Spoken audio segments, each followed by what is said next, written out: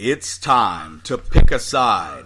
The Border War is on the air with BG and TanMan.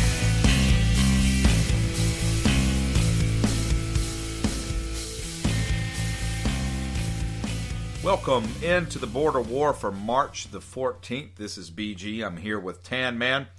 A lot to get to today, but before we get started, just to remind you, you can follow us on Twitter at the Border War. I'm on Twitter at BG_Border War and TanMan at TanMan3264. You can email us at Carolina Border War. That's at gmail.com.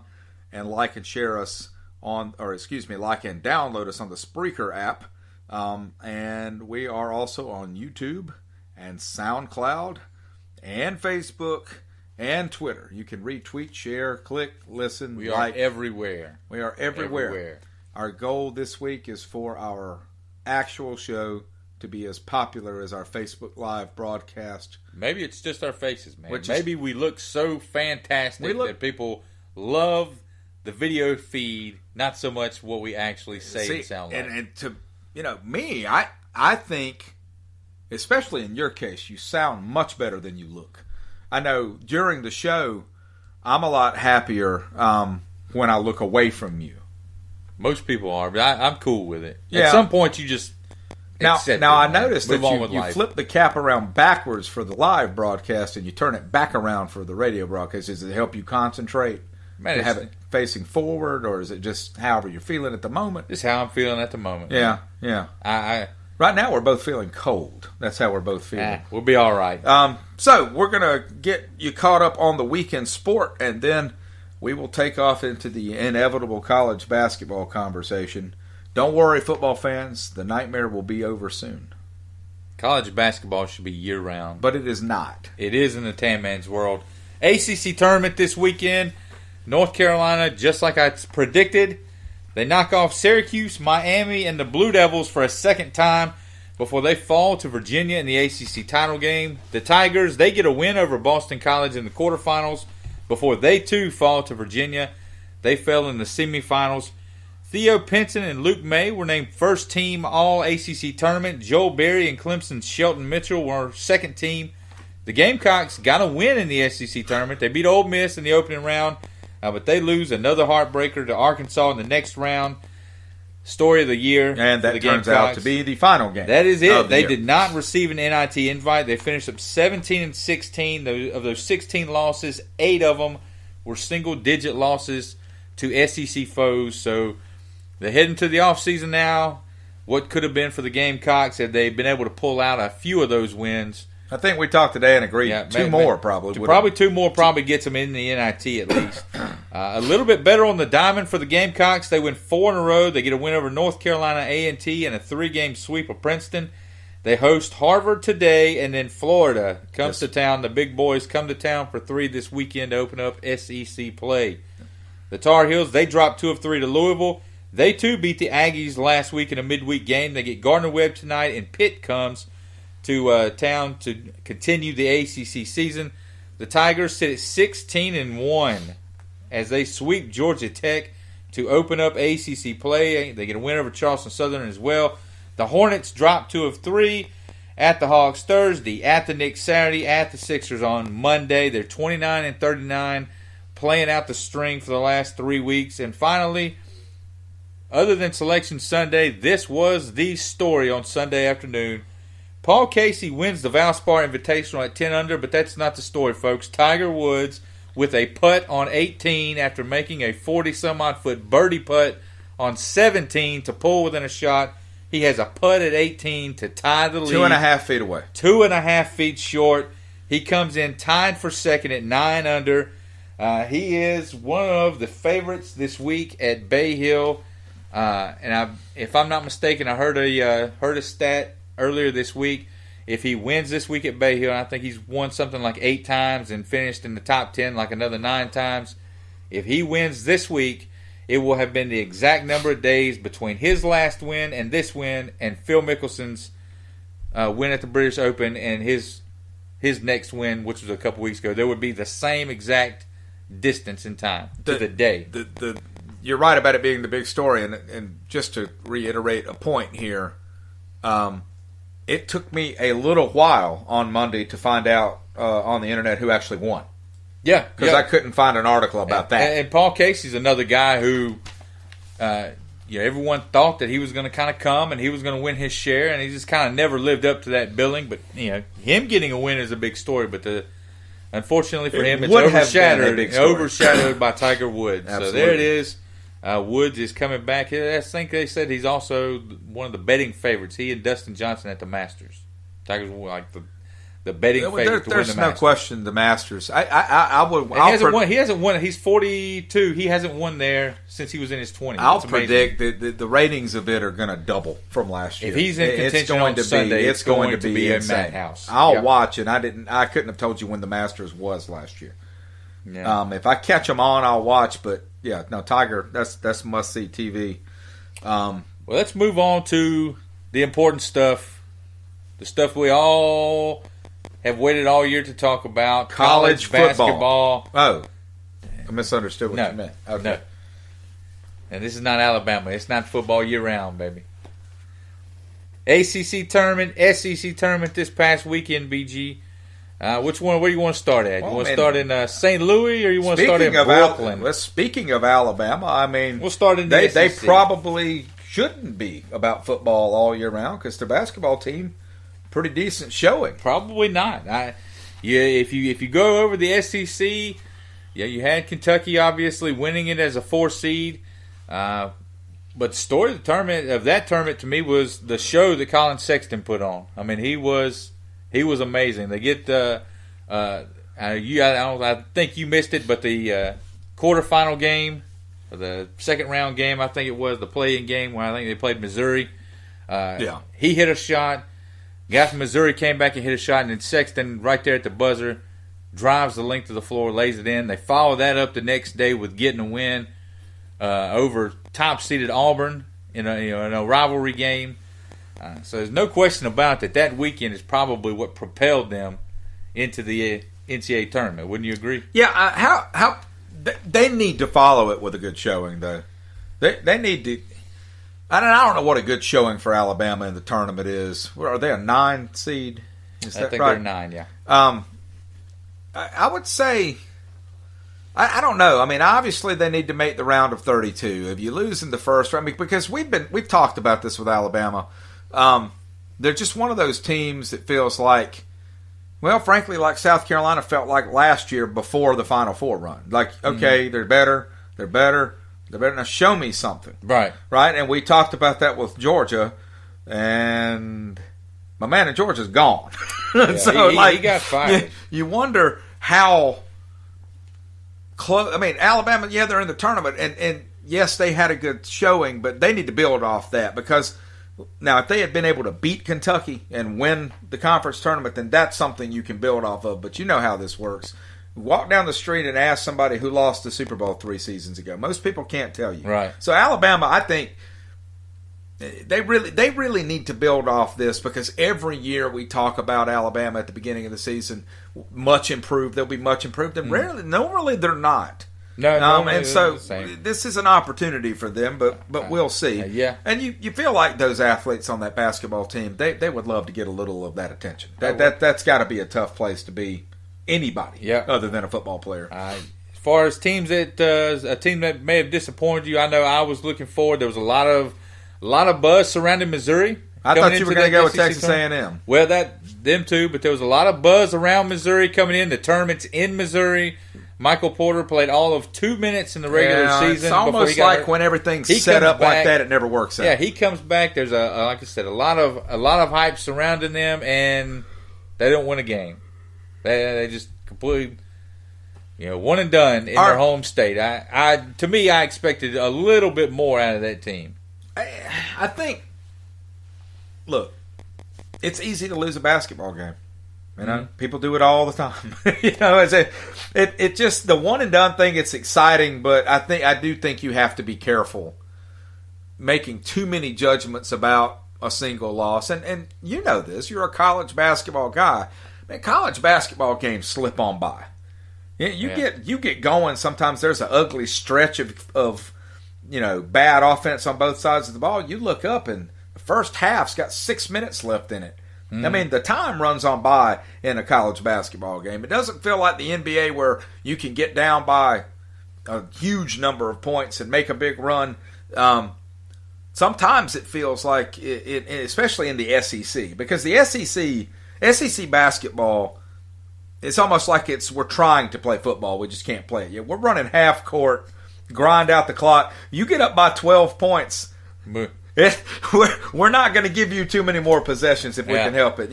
Well, speaking of finding yourself down and running down the clock, go over to the ACC. The team that impressed me the most, BG, no shock here, the Virginia Cavaliers. I mean, those guys, you watch them, they're not sexy. No. Nothing they do is flashy.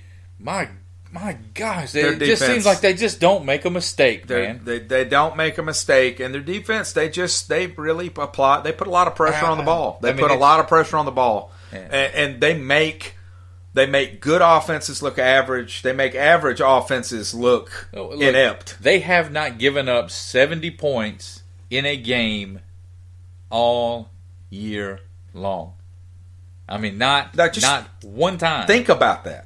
That's crazy. That is unbelievable. But those guys, there was one time in the nobody got hot from 3-point land and burned them. And look, that's not a mistake. That's not one of these things where, Doug Williams in the Super Bowl, throwing for 475 yards and 4 touchdowns, and he never did it again. That's not a fluke. No, that's crazy. Look, it's time to really start treating Virginia, and I'm guilty of it sometimes, and I think some guys in the national media are, but it's time to start treating Virginia the same way and talking about them the same way that you talk about North Carolina and the way you talk about Duke and the way you talk about – because I'm telling you, they are every bit – Tony Bennett has got that program. They are on every bit equal footing as North Carolina, as Duke, as Villanova. The only thing missing – and we'll talk about that in a minute, but the only thing missing off that resume is a trip to the Final Four and a national title. But that does not take away from the fact that this is a machine right now.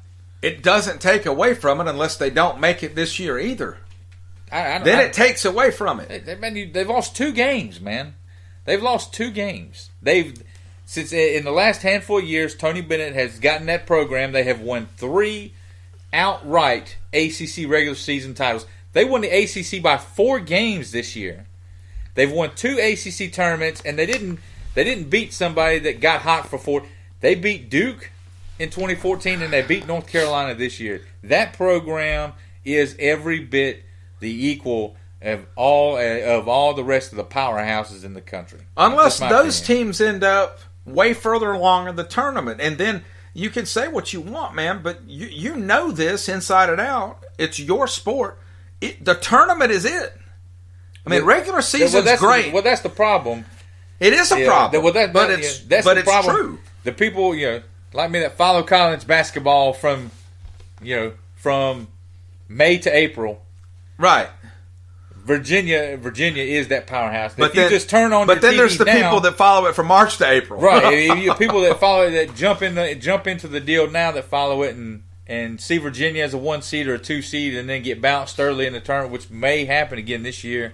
But they see that, they say, Virginia, and they brush them off. I'm telling you, man, that they're going to get there. They're going to win one soon. Maybe this year, maybe not. As far as disappointments in the ACC tournament go, BG, I really don't. I really racked my brain. I really couldn't. Maybe Florida State, but I mean they were middle of the pack in the conference. Other than that, I mean the tournament went pretty much like I thought it would. Florida State to me has become the school that kind of disappoints in every sport. You take Jameis Winston out of the last 20 years, and their football team's been disappointing. Their baseball team is just historically disappointing. Mm-hmm. Yeah. The tournament went about like I thought it would, and no real surprises. But speaking of some disappointments, BG, we hit on your Gamecocks for a few minutes earlier. So before we really get to talking about the teams that are still in it with a chance to win, we'll talk about you guys and kind of put a bow on the Gamecocks season. Yeah. Your opinion? Do you think that do you feel like they got snubbed for an NIT bid or? Not really. Really? I'm not going to lie. I mean, I was initially a little irked. I mean, and to be fair, to answer your question from last week's show, no, I don't think I was going to be all that excited if we made it in either. Like, well, now that you say now, no, what I'm saying, no, but that's what I'm saying. It's when I found out we didn't get in, I realized I wasn't going to be excited if we had them, because when I found out we weren't, I was like, well, okay. I mean, because here's the thing. But no, here's the reason, man. It's not a good team. It's not a bad team. Look. What if it's 17 and 16? That's that's about what they are. Do I think you got snubbed necessarily? No. It's a numbers game. We talked about this, and if anything is to criticize, it's just the system. It's the way these teams get picked. I mean, everybody, the Gamecock message boards were just rife, and I even messaged you the same thing because I was mad at the time. Like, we're not in the top 96 teams in the country. Well, of course you are. Of course you're in the top 90. South Carolina's probably, what would you say, a top 60 basketball program. But that isn't what the tournament is. That's not what the tournament is. It's all the at-large bids. If and imagine if you're a Wofford College, or if you're a USC Upstate, or if you're a lot of these mid-majors, and it doesn't matter what you do in the regular season, your only prayer of getting into the tournament is winning the conference tournament. I mean, it doesn't matter. The regular season doesn't matter. When that's really what I was talking about a few minutes ago. That's the problem in the sport, is that these tournaments, you get hot and you win 4 games. And I mean, I'm the first guy to tell you that South Carolina's Final Four last year, while impressive, doesn't mean much. Yeah. They got hot. That's it. They weren't that good. They were good. Yeah. But if you get hot at the right time, but the regular season should mean more. But South Carolina, getting back to the topic, I don't think they were going to make a lot of noise in the NIT. I think if they had gone out west, they probably would have lost. Yeah. Well, look, they've lost. We did it 8. They had winnable games in front of them. They had winnable games with them. You go through and you look at the NIT bracket. I think I told you I counted something like 32 teams. I think I counted something like 12 teams from some of these one bid conferences that didn't win their conference tournament. So that bumps you down to now you've got 20 bids. Well, then you've got the teams like Notre Dame and USC who didn't get in. They were on that boat. So really, you're talking from South Carolina's perspective. You're talking about trying to get in with one of maybe 5 spots. And at 17 and 16, if you had been able to convert 2 of those close wins, and you're sitting at 19 and 14, maybe you're 9 and 9 in the conference. That gets you in. But I think you might have been like the first or second team out of the NIT. And I think people just get confused because maybe they don't read the actual guts of how these picks are made. And you find out, I mean, like you said, I don't know, it's hard to understand how South Carolina could not make the NIT. And like we said, if they had 3 more wins, they're probably a 9 seed in the big dance. But that's the way the game works. And I guess my question for you, Frank Martin tweeted out, basically to the fans, look, sorry we didn't get in. We gave it what we had. First time in a long, long, long time, I think he said, that we've had 4 winning seasons in a row. Does that matter? I don't blame him for saying it. No, I think is that a step forward at a program like South Carolina where they're just winning? Yes, yeah. That's the kind of thing people pay attention to. Because you said it earlier. I think the goal at the beginning of the season was to get to this point and be better today than you were the first day of practice. And they clearly were at the end of the season. I think they clearly were. So it's disappointing, but it's not anything to get too torn out of the frame about it. If you had gotten a ball to bounce your way a couple more times, I think you'd still be playing basketball right now. And there's some reason to be excited about this team next year. You played a lot of young guys. There was a lot of guys that got some experience. They're going to be better for it next year. We've been there. I think it's very safe to say this team could easily win 4 to 5 more games next year than they won this year. Easily. Yeah. On to the big dance, BG. There was a lot of hot talk about some of the teams that did not get in. I know There was some talk from some of the coaches who weren't real thrilled about where they were seated or where they got sent. There always is. What's your take on? We'll start with some of the teams that didn't get in. Like a Middle Tennessee or St. Mary's were the two that jumped out at everybody. Well, yeah, should they have been in or should they not have been in? I mean, yes. That's that isn't that the problem? I mean, yes, they should have been in. Yes, they shouldn't have been in. There's 64 teams. They don't. I don't like the play-ins. I don't like the talk of expanding it. I would rather good teams not get in than let bad teams and we don't want an NBA playoff situation. I mean, Yeah, I agree with you. In the case of Middle Tennessee State, I think those guys should have been in. And you can argue about scheduling and things like that. These teams do have a tough time scheduling. Of course they do. But Middle Tennessee went out. They played a home and home. You never see this, but they played a home and home with a team not in their conference. They played Florida Gulf Coast, which is an NIT team, won their conference, has become a mainstay. It feels like in the big dance. They beat Florida Gulf Coast twice, once down there. They go out in the Diamond Head Classic in a field with Miami, who's in the tournament, top 3 in the ACC. Davidson in the tournament, just won the A-10. Southern Cal should have been in, finished second in the Pac-12. They went out there. That's when you look back, that's a loaded field, and they lost in the title game by 3 to Southern Cal. So I think Middle Tennessee State's got an argument. St. Mary's, I argued the other day on Twitter, how are you going to tell me that Middle Tennessee and St. Mary's are top 25 teams? They lose a game in the conference tournament, and all of a sudden they're not one of the best 30-some-odd at-large teams. And that's crazy. But then you hear the stories that are coming out where I think it was Rhode Island. Someone called St. Mary's and wanted to play a home and home. St. Mary's said no. Rhode Island, I think it was Rhode Island, called St. Mary's and say, we want to come to your place and play. We want to come out there to your tiny gym on the other side of the country. We just want to come to you. And St. Mary's said no. So if they're turning down good games, right, that's on them. You don't have a lot of sympathy. They're hanging their season on getting a win against Gonzaga and beating BYU every year. And the committee has said that's not enough. That is one of the more compelling things about college basketball to me, is that because of the number of games that are played before your conference takes over, all of that stuff matters, man. It matters. It does. I love the backroom dealing and that's fun to me. Now, but someone tweeted, I think Pete Thamel tweeted out today that between 2011 and 2014, there were about 30-some-odd bids that went out to mid-majors in the NCAA tournament. The last 3 years combined, there have been 9. So I think there is a problem. They keep moving the finish line for a lot of these teams. They're seeding, their qualifications to get in. Now they've gone this quadrant thing. Smaller schools basically have no chance. That's a whole other discussion. They keep moving the line on them. I don't know. Locations, anything jump out at you? I see Kentucky having to go all the way out to Boise.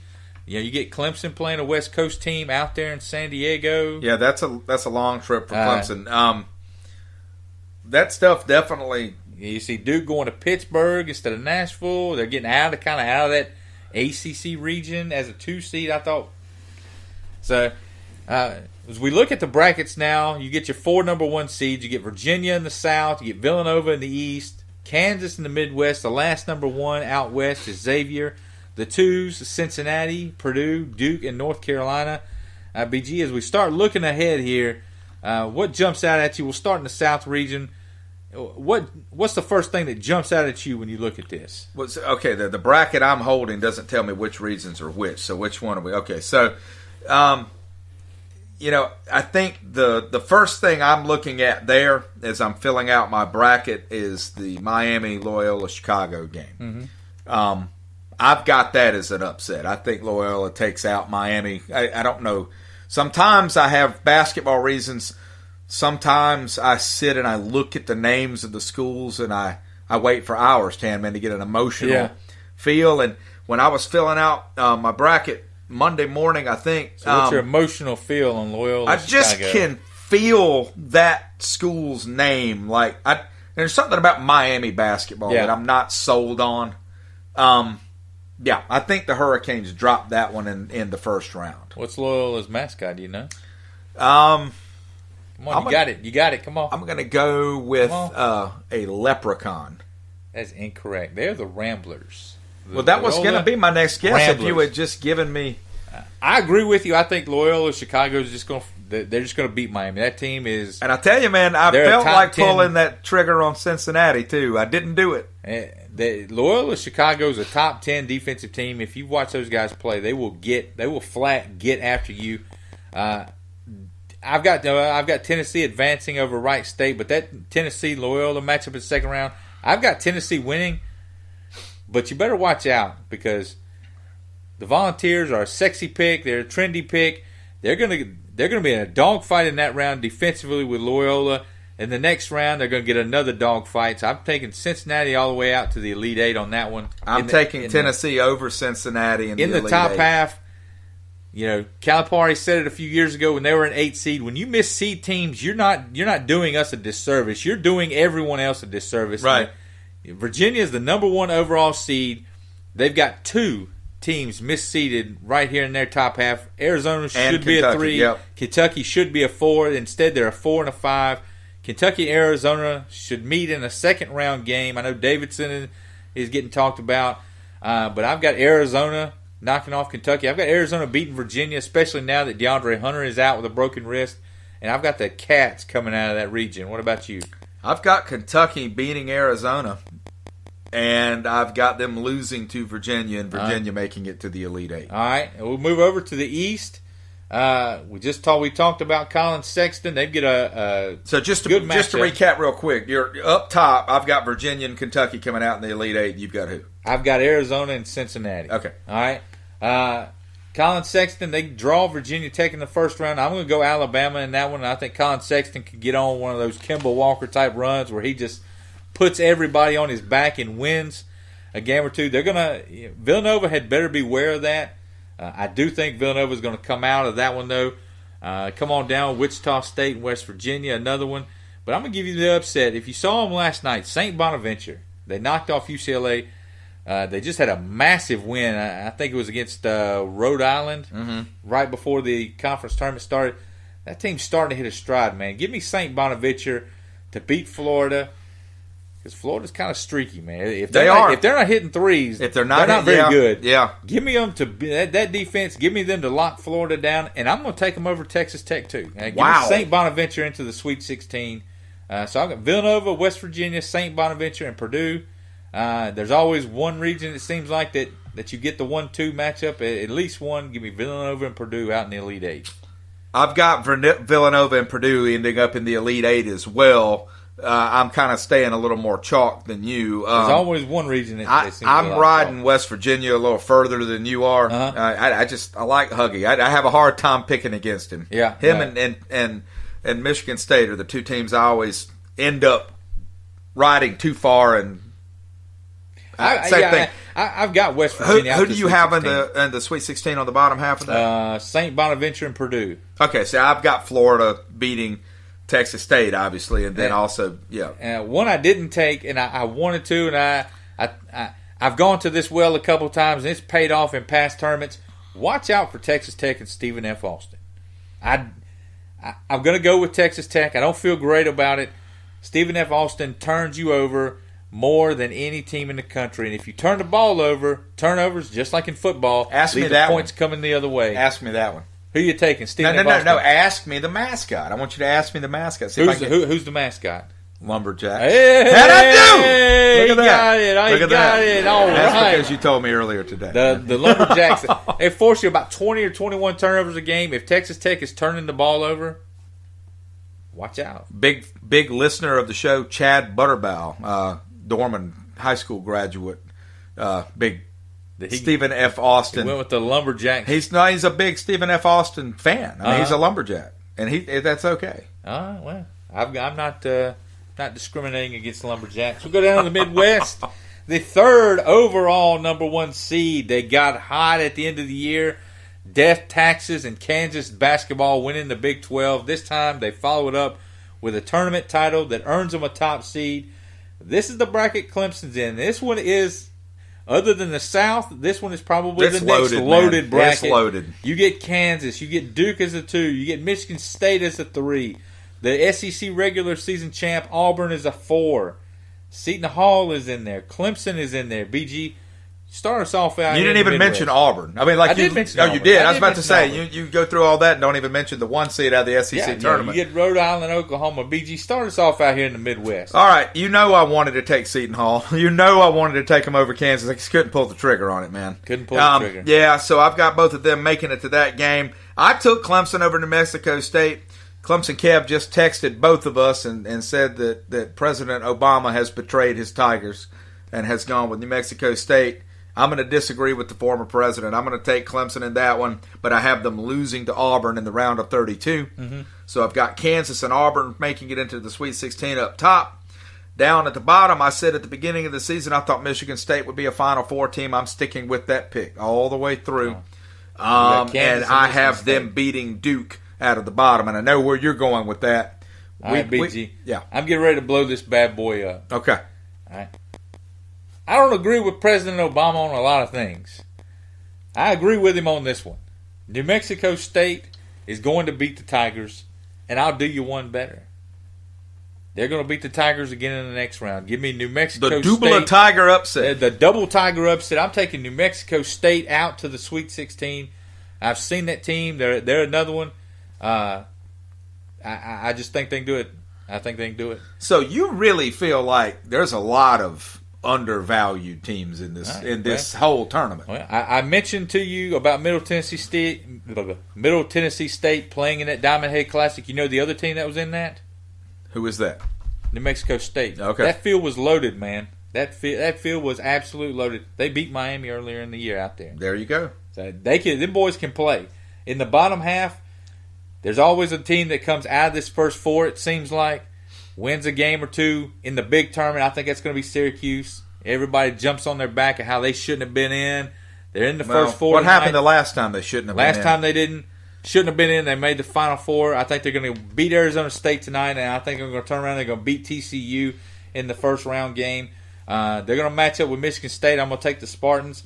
The bottom half, here we go. The other team. Put on your hate glasses, The man. other team that shouldn't have gotten in the tournament. And let me just preface this by saying they should not have gotten in the tournament. Okay? Oklahoma should be in the NIT right now, and Middle Tennessee State or St. Mary's or Southern Cal, who finished second in the Pac-12, is in the NIT. They should have Oklahoma's spot. But they don't. There's something powerful about everybody in the country saying, you don't belong here. We don't want you here. The first half of the year, that team was amazing. But once teams started getting a second look at Trae Young, getting a second bite at that apple, they started defending him a little differently. He started playing a little differently and pressing. Now that they're in the NCAA tournament, it's a fresh start. Rhode Island's never played them. So I'm going to take them to beat Rhode Island, and here it is. The first 1 or 2 seed to lose, in my opinion, is going to be the Duke Blue Devils. I think Oklahoma is going to beat Duke. And I'm going to explain this to you. I've got a basketball reason why, okay? Trae Young. Do I look like I think you're? Listen, Trae Young's reign starts when he gets off the bench. When he steps onto the floor, he's in range. No question, okay? man. He's a bad man. When Duke's gone to this zone, and we've played him a few times in it now, we're getting wide open threes, man. We lost up there in Cameron because we couldn't make any of them.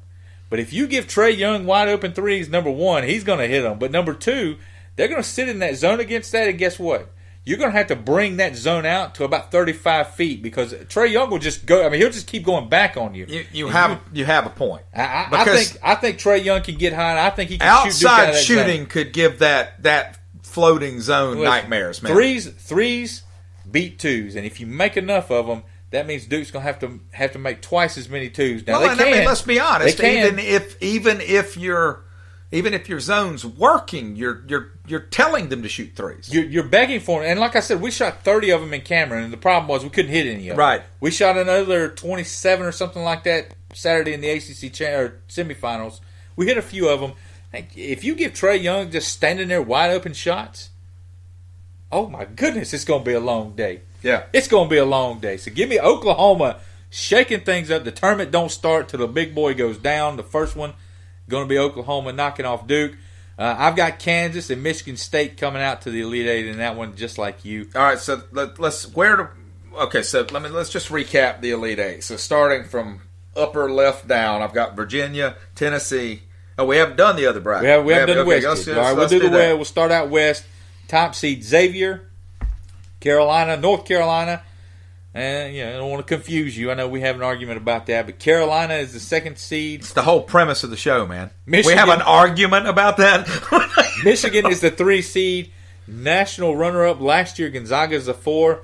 I'll start us off out west since this is my team's bracket. You're looking around. Another 5-12 matchup here. I'm going to go South Dakota State over Ohio State. I thought the Big Ten was a little overrated. Bates Diop, or however you say his name, for Ohio State's a bad man. But the Buckeyes, North Carolina beat them earlier in the year. Clemson beat them earlier in the year.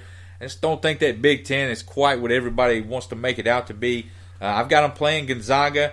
I've got Florida State beating Missouri. Of course, I'll take Xavier over the play-in game winner. In the bottom half, I'm going to take Houston over San Diego State. San Diego State wins the Mountain West title. Houston almost pulled it out and won the American. If those guys can play, I got them playing Michigan.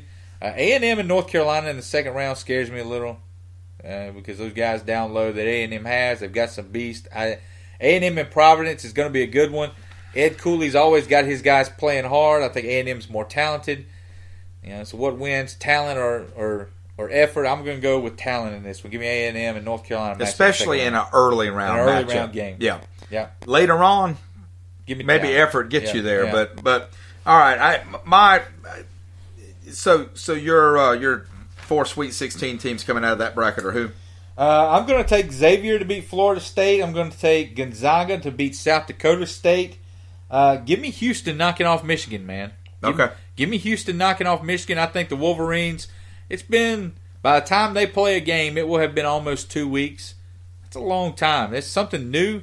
For teams like Gonzaga, whose conference tournaments are always a week earlier, the Big Ten moved theirs a week earlier. It's something different, man. No, you're right about that. It's a long time to sit and wait. It's a long time to sit and wait. So give me Houston, who's hot and rolling. Give me Houston over Michigan into the Sweet 16. And, of course, I'll take North Carolina. The primary difference here is that I have San Diego State beating Houston in the first game. Okay. And, again, I just... Sitting here looking at it, I'm not sure what my justification behind that was. It was probably one of those... Yeah, but the thing is, I try to... There are certain places where you just know that upset's not going to happen. Yeah. And there's certain places where you think it might. I know that Texas Southern and North Carolina Central, neither one are going to be Xavier. Other than that, my Sweet 16 here is like a history of the last 15 years of college basketball. So I've got Xavier, Gonzaga, Michigan, and North Carolina. I mean, nothing too surprising. That's probably, no offense, that's probably the least interesting bracket of the 4. Yeah, all right. And that's good for you, right? You don't want an interesting bracket as a fan. As somebody who's just watching the tournament this year. I'm going to tell you this. When I'm sitting there watching the selection show, and you were probably thrilled. Man, we were the last team they announced, and I had already seen Arizona come out early. I knew we weren't in Virginia's bracket. When we weren't in Villanova's bracket, I thought, well, that 2 seed out in the Midwest would either be Duke or us. When it was Duke, I thought, man, they're going to stick us in there with Xavier. Probably the weakest of the number 1 seed. Man, right. I was tickled pink when this bracket came out. In the Elite Eight, I'm going to a rematch of last year's national title game.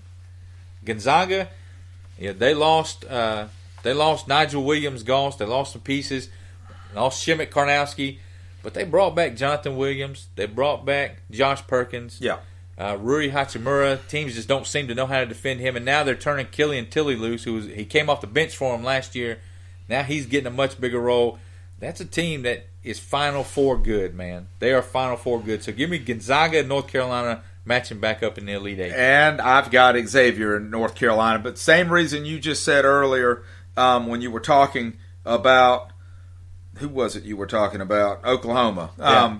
This idea that, like, of the 1 seeds, man, they're getting no love. None. Xavier's getting nothing. This is a team that they're going to break through. They have pride, four. man. This is a basketball. In fact, I don't know they have. I mean, I think that's all Xavier is a basketball team. I don't even know that they have students. I think that's why it's there. If you go to college, your basketball players have to be students and go to class. It's not an option. I didn't know that. You have to do that. Yeah. Why are you smirking at me, man? All right, so we'll recap South. I've got Arizona and Cincinnati. You've got... Where are you, man? We're going to the South. We're doing a recap. I've got Arizona and Cincinnati. I'm completely lost. South, man.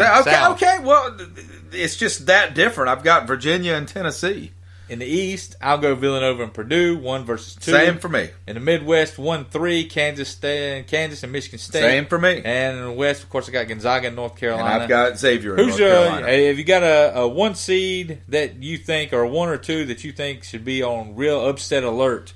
In that, or really anybody who you think should be on really upset alert? Well, like I said, I mean, I know that Miami at 6, I think, should be on upset alert. Apparently, everybody but me thinks that Clemson should be on upset alert at 5 against the 12 seed. Who's the first 1 or 2 to lose have you got in your bracket? Oh, that's a good question. Let's see. Well, you know who yours is. I know who mine is. Help me look over it here. We've got, I've got... you got the 1 versus 2, you got the 1, so...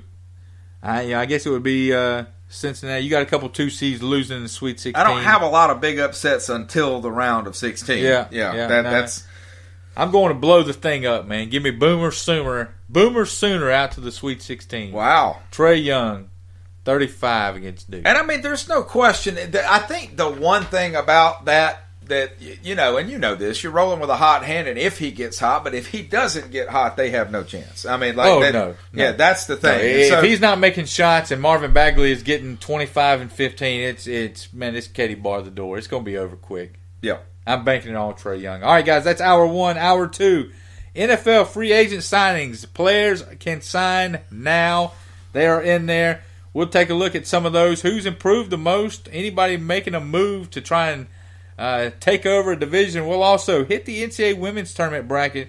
We're going to talk about Dawn Staley and BG's Gamecocks and if she's got a legitimate gripe. We'll also give you our Final Four picks. We'll make our national championship picks. Maybe pick a few games in the NBA. Didn't do so hot this week. So, guys, tune in. Make sure you join in on our ESPN Tournament Challenge bracket as well. You can go in, you can find the link on Twitter, on Facebook, or you can just go to ESPN, go in the Tournament Challenge, search the Border War Podcast. The Border War Podcast. We're going to pop right up. Or just click the link. Join us, play along, guys. See if your brackets can last longer than BG and I's. Taking Oklahoma and 15 number 12 seeds to win. I'm sure mine will be the first one. You're trying to ride Trae Young a long way. There's no doubt. Hour 2. Tune in. Trae Young actually wrote this song. I don't know if you know that. Probably did. He composed this. Wouldn't doubt me. He's a talented guy. A talented individual.